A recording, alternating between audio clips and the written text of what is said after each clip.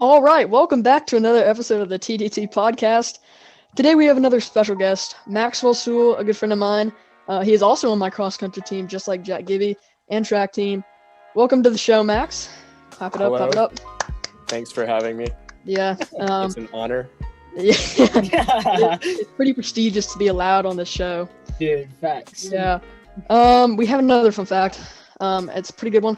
The wood frog, it's a type of frog, can hold its pee, urine, for up to 8 months. 8 months. Any thoughts? Reaction. Damn. My first reaction is that you had to specify urine. So well, some people don't know. I mean, I don't know. I guess I don't know. You gotta say some people don't know what pee is. You never know. I gotta technical terms. We're a scientific podcast, so urine, the scientific word. But apparently the wood frogs in Alaska have been known to hold their urine. See, it says urine in the thingy for up to 8 months, sticking it out through the region's long winters before relieving themselves once temperatures increase. Their urine actually keeps the animal alive while it hibernates. So basically, if they pee, they die. So it is a hibernation-based thing. Yeah. Yes, apparently. Okay. Guys, welcome back to National Geographic. Today we're going over the wood frog. How if it pees, it passes away. I mean, I'm basically a wood frog, bro. Like I don't. Okay, but look, if it's like hibernating, right? Let's say it hibernates like a bear. I don't know what frogs do to hibernate. I didn't even know frogs hibernated. Okay, but let's say they hibernate, right? What if they're like asleep, right? And just they accidentally pee, like they wet themselves. They wet the bed. The wood frog. they they're screwed apparently because it says here the urine actually helps keep the animal alive while it hibernates, with special microbes or whatever in their gut that recycle the urine's main waste into nitrogen. Wood frogs don't pee. And I pee. Well, actually, I don't really pee. But I have a little story about the cross-country team, actually. Every time we go on a run, we have this little place called the gravel pits. And every single time we go there, someone has to pee. Even if you don't actually have to pee, you have to pee. It's one of those deals. Max knows. Yes. If nobody pees, we cannot continue the run. Yeah, someone has to pee. So, there's been several times we've had to step up and go pee. We don't really have to pee. But typically, someone has to pee. It's great. Gravel pits are always clutch. Nice. But today's episode, we're going to be talking about the Titans and then like how they lost the Ravens. Unfortunately, I predicted them to win, even though I was on the fence about that game. Yes. My record's definitely gone down a little bit. We're very sorry about messing up like the standings because we had the Bills playing the Chiefs. Maxwell was very mad about that. Very adamant. Yeah, but the Titans lost. Max, what are your thoughts on that? You're a big Titans fan. Yeah. Honestly, I didn't get to watch the game. He's not a Titans fan. So I was playing Ultimate Frisbee when the game happened. It was just a choice.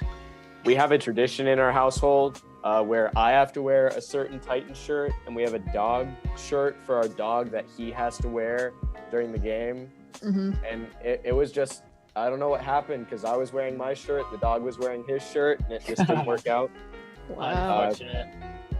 I would say the obvious elephant in the room was the fact that Derrick Henry did not do what he usually does in torching defenses with his legs.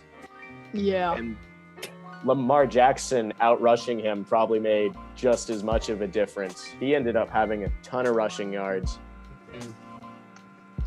Yeah, Derrick Henry, the whole Tennessee offense revolves around Derrick Henry, basically. If he's not going, their offense typically cannot, operate as well. Yeah, well, it's all about confidence level. I feel like too. It's that if their most dominant player on offense isn't getting it done, they're like, wow, man, we're really getting beat. Like, and it's just kind of like it's more of a mental thing. I feel like because you have this super dominant. Ryan Tannehill has weapons. You don't just have to run. Yeah. The ball. But that's the thing is their whole offense revolves around the threat of Derrick Henry. Yeah, and so when they neutralize the threat, it's like, well, dang, like Yeah, You can't and I win mean against- Derrick Henry, he had 18 attempts for 40 yards, average of 2.2 yards, and his longest rush was 8 yards. The think- Ravens did a great job of shutting him down.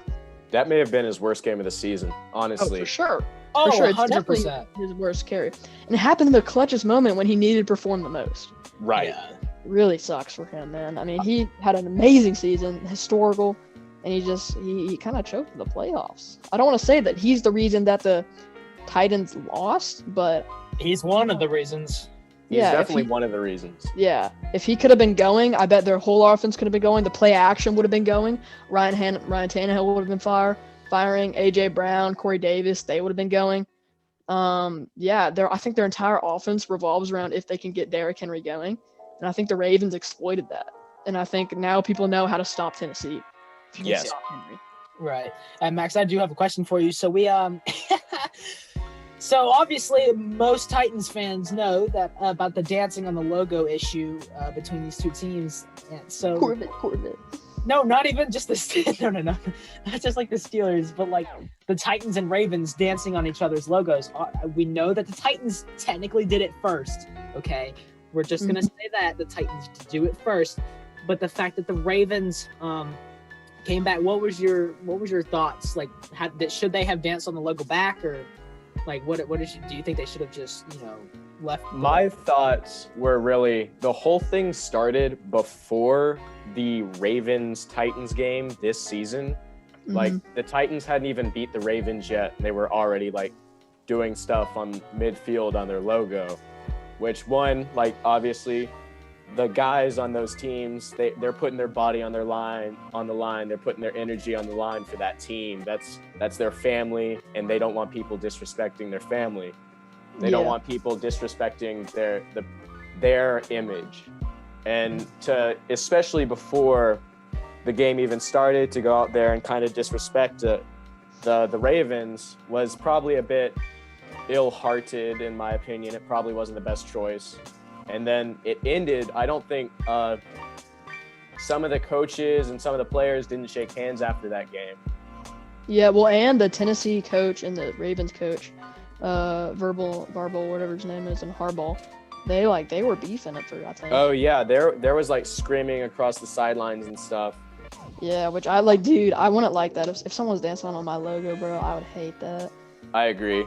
Cause bro, it's so weird. This Well, is it's disrespectful, and it's like defending, your home stadium just with your home logo, and you're like, yo, you're dancing on it. Like, get off my territory, yeah. Right.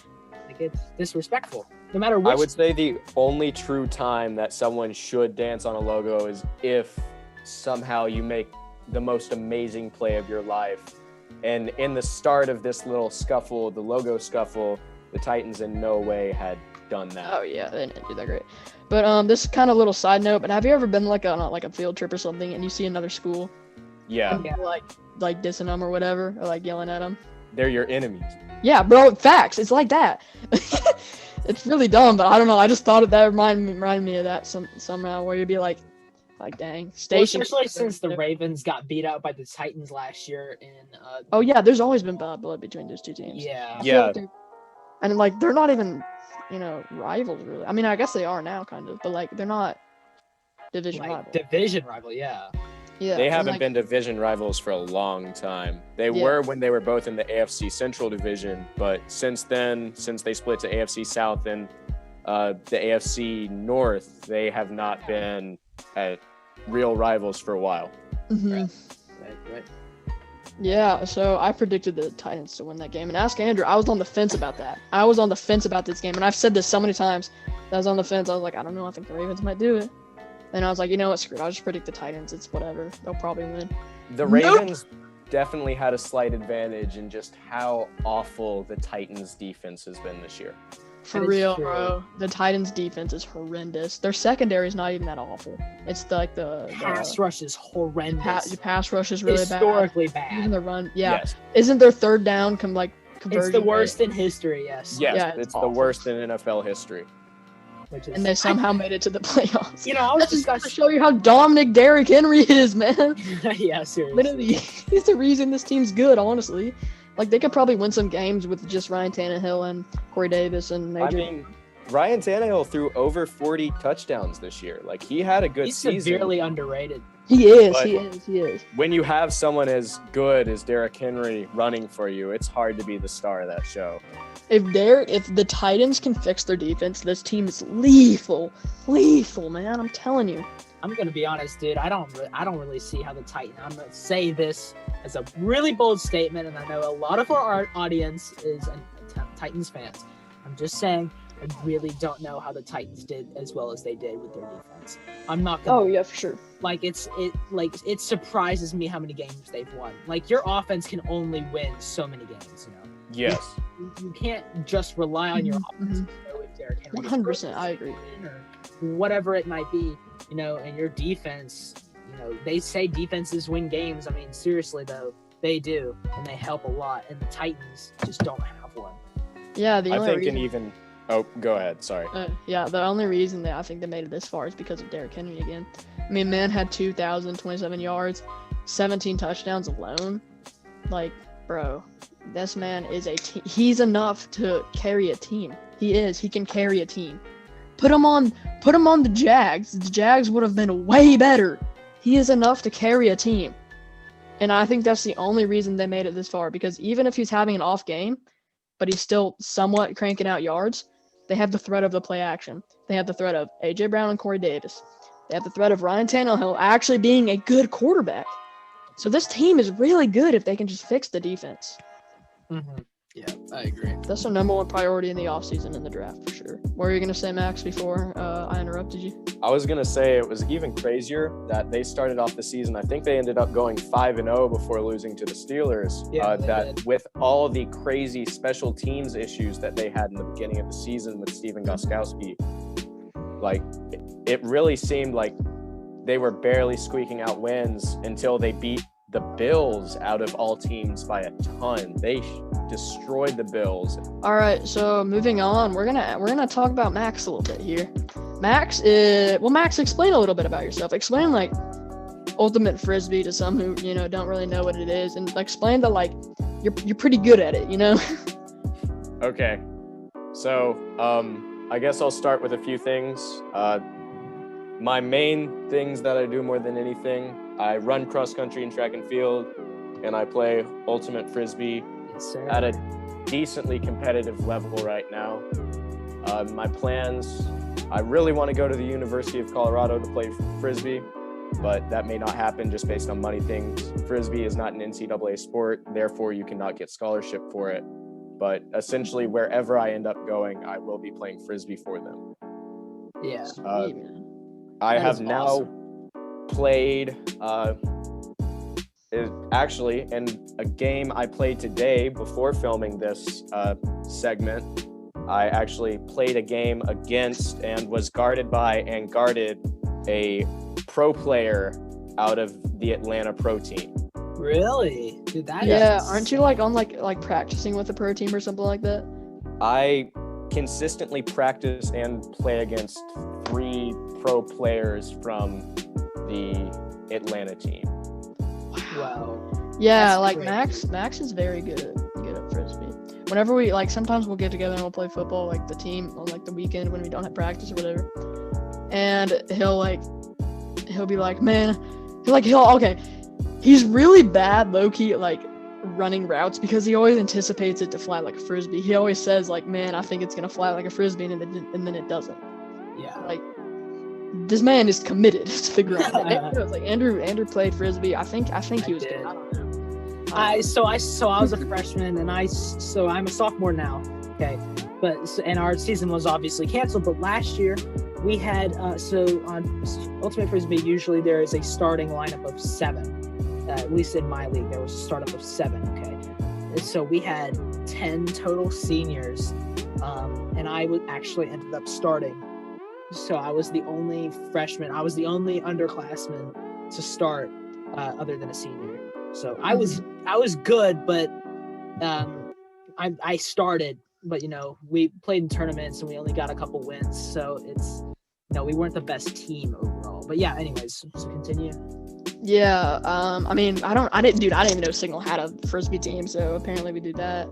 But yeah, Max is pretty good at frisbee, I think. He does frisbee and stuff. Yeah. He's So good. how does it feel being a senior now? Like, it's your senior year at Signal Mountain High School. You know, coronavirus obviously threw a big wrench and all that.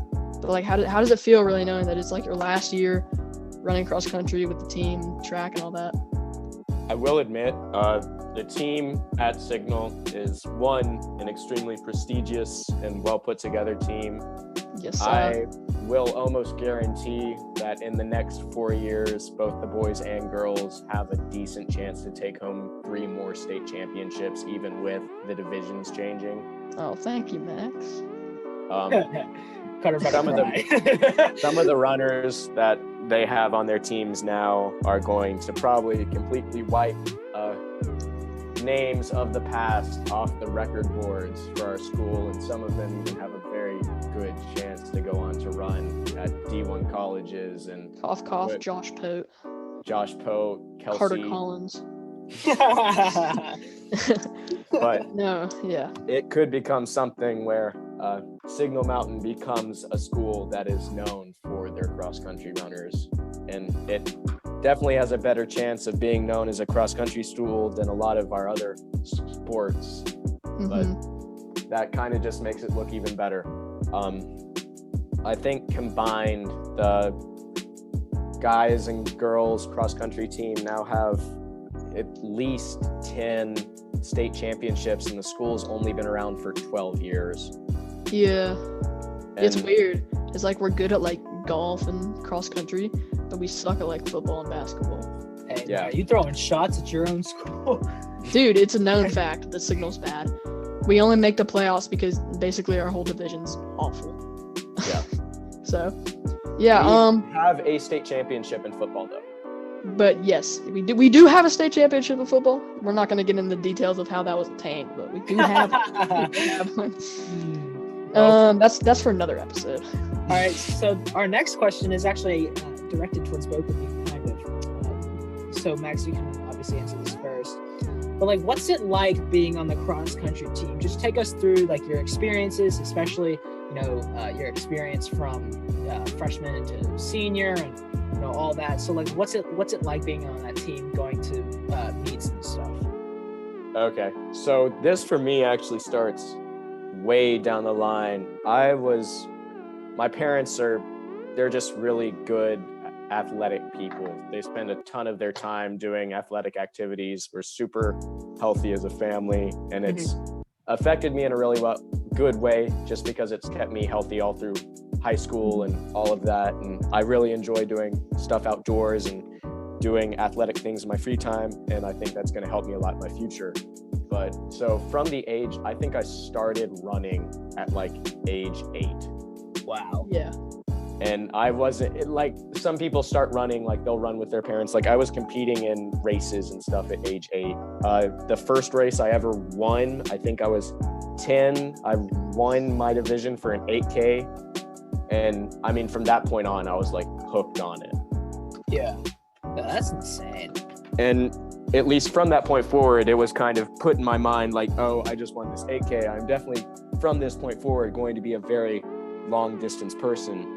So in elementary school and middle school, at least where we're from, the races are only a mile and a half mile respectively. So until I got to high school, I was not like seen as a very good runner. I was never able to run those fast enough to be like the number 1 guy on the team or even the top 10 guy on the team. Yeah. It took my 8th grade year, I ran a 24-minute 5K. Oh my Which god. It's not very fast. Dude, okay. I always, for some reason, I always thought that you were like Mason. You know, like Mason. No. Oh, dude, I always thought you were like that. Like my first meet freshman year, I ran like a 23, and that was my very first meet. And now I'm down to like a really low 19, which is a lot of improvement, by the way. Carp, shout out. Come here. Give it to me, coach. Give it to me. Most improved. But so my 8th grade year, my fastest time was a 24-minute 5K. And then I came back my 9th grade year, and I was the alternate for our state team, and I ended up running an 1840. So that's a 6-minute drop. That is crazy, man. Good for you. And I just dropping, I guess, time and more time until my senior season. I just finished the season with my PR being a 16:55 5K. Yeesh, man, nice. Yes, sir. Props to him. Wow. Yeah, Max, you know, I mean, I came here and it was Max's junior year when I arrived. So I haven't experienced anything before that. And I always thought that, like, it's so weird, my perceptions of the team. I didn't know that Cole, like, I thought Cole was always the number one runner when I first. Oh no, he came out of nowhere. Like my I know. Sophomore year, he was like our number 7 guy, and the next year he was consistently running as our number 1 or number 2. Yeah, dude, it was weird. I was like, wow, this Cole guy's really good. He must be the best runner on the team every year. No, he was not. Cole, you know, he was obviously really fast. He was really good, but he made such a big jump, and I had no clue about it. So it's just crazy to like hear about all like the past, you know, improvements that they've made in all the years prior to me. It does seem that about now, I'm leaving this team in a situation where most of the guys who are on varsity are people who have started their careers on varsity and will probably continue being on varsity for the rest of their high school careers. Mm-hmm. Yeah. So give us a little. Max has this weird condition where he does not sweat. Now, a little explanation. We were at this meet, right? It was his senior year. It was this year actually. It was extremely hot. Like it was hot, dude. I forget the name of the meet, but basically, Max was like carried away on a stretcher into an ambulance because he does not sweat. So explain your condition to us. Okay. What's that about? It's actually the most common name for it is anhydrosis. It is just anhydrosis, not anti. I always get it mixed up, but anhydrosis, and it's just I don't have functioning sweat glands in most parts of my body. Baller. So I have to stay very hydrated at all times, and I have to like dump water over my head whenever I run in hot conditions, or else I will overheat to the point of passing out, which has happened, I think, at 3 different cross-country meets now. It's great every time, except the time that it really got, like, Max was like foaming at the mouth, dude. It was bad. Like, we were literally we were concerned for his life, low-key. Like, he got put in the ambulance. We were like, oh my god, dude, Max is gonna freaking die. It's really funny though. The only time I've ever been put into an ambulance because of it was the only time I passed out and finished the race. Yeah, he finished the race. For whatever reason, collapsed. I was able to finish the race, and as soon as I finished, I have no memory of the 30 minutes after that. I just remember coming to in an ambulance. Dude, oh, it was. Okay, I was coming back from a little warm-up run to get ready for my race, and I just see Max in this chair with a pool of sweat. It wasn't sweat, it was water, dripping water, and foam at your mouth. You're just sitting there, and we just came back. We were all like, what happened? Why is Max literally dead? Dude, Max just has some crazy injuries. I mean, this kid's. I don't even understand. I mean, if you want to talk about crazy injuries, my cross-country career has been riddled with the most random injuries ever. Mm-hmm. Yeah. All right. Speaking of which, though, I'm sure those were interesting memories. But tell us about some of your favorite memories of your high school career. My favorite memories, obviously, finishing as an all-state or top 15 in our state, finisher at our state cross-country meet twice, are definitely up there. Being able to be recognized on the podium is an amazing experience. You're surrounded by athletes that are on the same, once you're up there, you are just runners. You're not competitors. You're almost like a family. I know there was for a little bit a group chat with a bunch of the guys who finished in the top 15 my junior season, and that was pretty cool to be a part of. If anything, I'm honestly more proud of being able to be a part of a 2-time state championship team. It's something when I was a freshman, the guys who were running then really wanted that. That was their dream. And sadly, they were not able to achieve it. So from that point forward, it was instilled into me and some of the other guys who were on the team at that time that we had to win them their state championship. And we were able to, so far, get them 2, and hopefully in the future, we're able to get them even more. Yeah, man. I mean, we're going to try, bro. You know, the divisions are changing, obviously. And, you know, we got guys like Josh, Mason, Cade and Noah. They're still there. They're seniors. They're going to be seniors next year. Yeah, and then, like, that's gonna move me up to a solid varsity spot, like with Cole and Max leaving because they're both seniors. Yeah. So, like, it's gonna be, you know, on our shoulders to try and carry on. And we're gonna do our best too. Like, we're gonna try. You know, we're already grinding, dude. It was the first week of practice in track, and he already had us doing like 80 burpees, and it was awful. We're gonna be putting in some work. So, if you're watching this and you're in our division, we're coming. Watch out! Watch out! Josh Pote's gonna be on your tail. Yeah. I noticed it said Josh Pote because he's Josh Pote's not gonna be on their tail. He's gonna be in front of them. Yeah. Yeah. You're gonna be on his tail. We're gonna have to wrap it up, unfortunately. Tragically. It's been a blast, though. We loved having you on the show, and we hope. Yeah, it was interesting. I feel like it was just more of like a conversation, kind of, and like you talking about your experiences. Yeah. Well, thank you for having me. Yeah, of course, dude. It was great. Anytime. Yeah, but that's going to wrap it up for this episode of the podcast. Thank you all for watching so much. Thank you for Max for coming on, and we will see you guys later. Bye-bye.